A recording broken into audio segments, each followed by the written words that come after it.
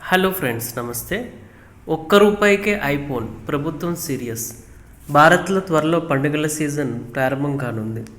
దీనికి సంబంధించి e commerce కంపెనీలు తమ సన్నాహాలు ప్రారంభించాయి. ఇందులో తమ సేల్ను ప్రకటించిన ఫ్లిప్కార్ట్, అమెజాన్ వంటి పేర్లు కూడా ఉన్నాయి.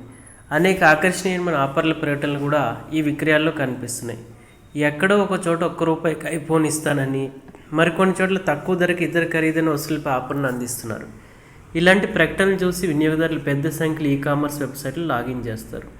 అదే సమయంలో చాలామంది వినియోగదారులు ఇలాంటి ప్రకటనలను తప్పుదారి పట్టించేలా పేర్కొంటూ సోషల్ మీడియాలో ఫిర్యాదులు కూడా చేస్తున్నారు.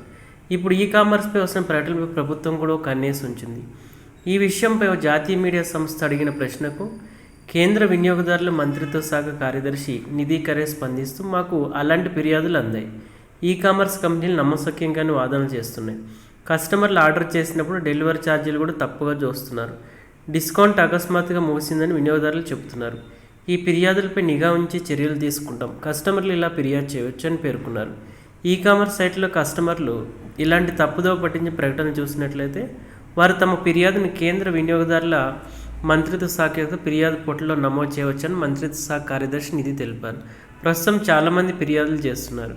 ఇక రూపాయికే ఐఫోన్, ఈ కామర్స్ వెబ్సైట్ను ఐఫోన్ రూపాయికి విక్రయిస్తారని ఇలా హామీ ఇస్తుందని సోషల్ మీడియాలో కొందరు ఫిర్యాదు చేశారు. అయితే వారు బుక్ చేసుకునే సమయానికి ఉత్పత్తి అమ్ముడైందని ప్రకటిస్తున్నట్లు పేర్కొన్నారు. హలో.